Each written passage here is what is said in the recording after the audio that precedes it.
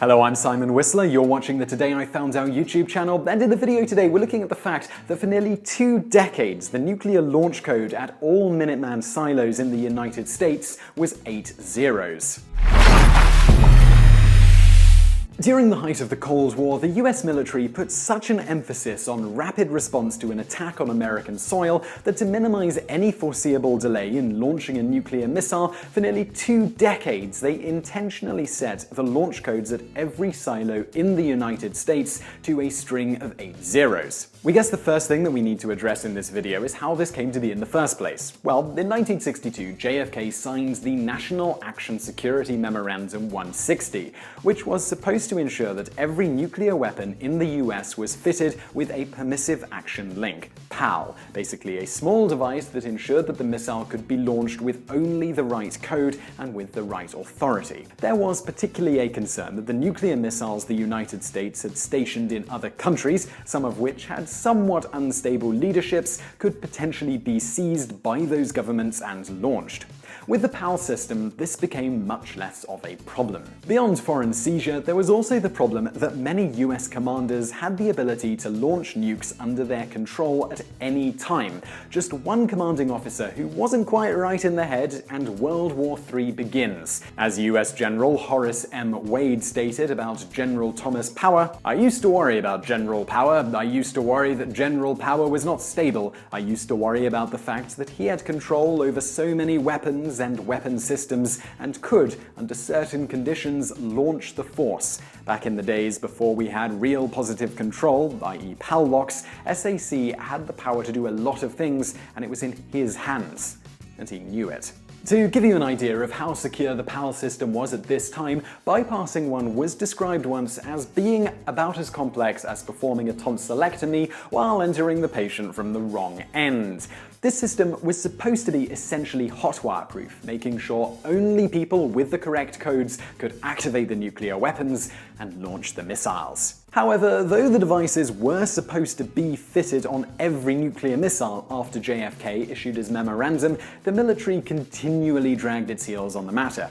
In fact, it was noted that a full 20 years after JFK had ordered PALs to be fitted to every nuclear device, half of the missiles in Europe were still protected by simple mechanical locks. Most that did have the new system in place weren't even activated until 1977. Those in the US that had been fitted with the devices, such as the one in the Minuteman silos, were installed under the close scrutiny of Robert McNamara, JFK's Secretary of Defense. However, the Strategic Air Command greatly resented McNamara's presence, and almost as soon as he left, the code to launch the missiles, all 50 of them, was set to 8 zeros. Oh, and in case you actually did forget the code, it was handily written down on a checklist handed out to soldiers.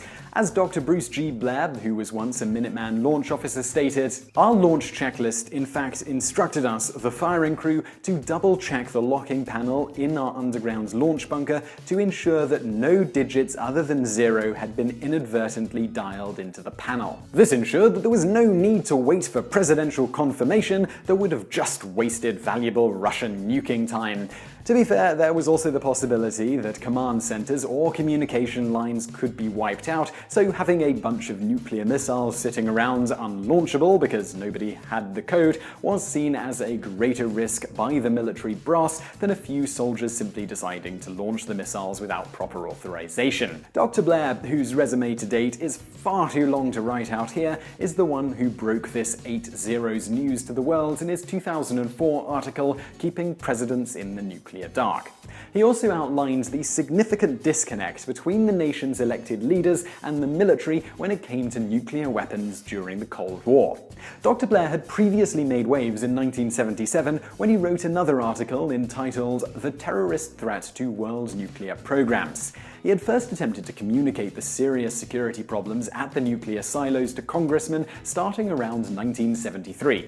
When that information fell on mostly deaf ears, he decided to outline it for the public in this 1977 article, where he described how just 4 people acting in tandem could easily activate a nuclear launch in the silos he had worked in. Further, amongst other things, the PAL system McNamara had touted was barely in operation, and thus launches could be authorized by anyone anyone without presidential authority. He also noted how virtually anyone who asked for permission to tour the launch facility was granted it with little to no background checks performed. It is perhaps not coincidence that the PAL systems were all activated and the codes changed the same year this article was published.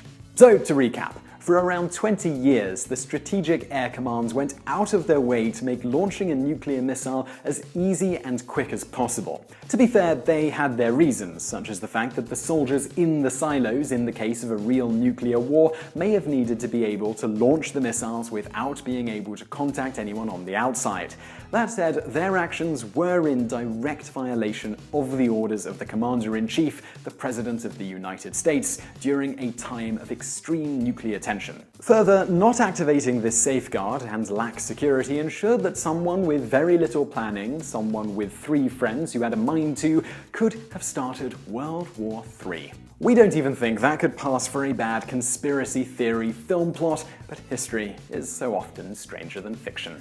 So I really hope you enjoyed that video. If you did, please do give us a like below and don't forget to subscribe. Also, if you enjoyed this video, why not share it with a friend? There are plenty of social sharing tabs beneath this video, so check those out, and thank you for watching.